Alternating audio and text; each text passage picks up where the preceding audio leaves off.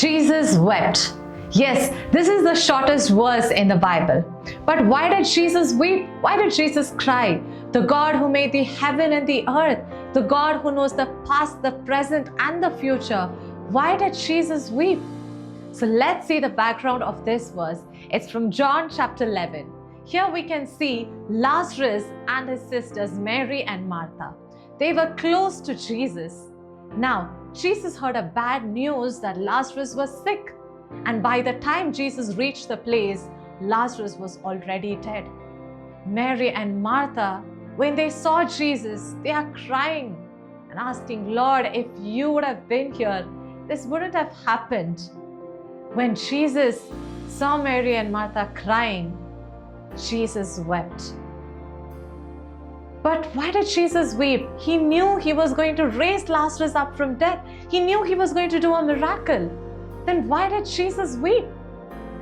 He did not weep because Lazarus was dead. He wept because Mary and Martha were crying in pain. Yes, Jesus did not give a faith sermon there.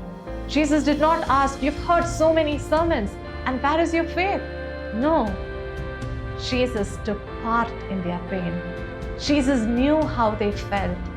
Jesus felt that pain.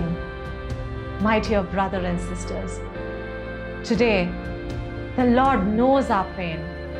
The Lord knows how we feel. Sometimes we think, no one can understand me. No one can feel the pain that I have. That is true. No one can understand your pain except Jesus. He knows your pain. He's not blind to your tears. He's not deaf to your cries. He can feel your heartbreaks. He knows how things are stressing you out. He knows every second how you feel. So my dear friends, you are not alone. God does miracles. Yes, God is going to have a great miracle. God is having a great miracle waiting for you.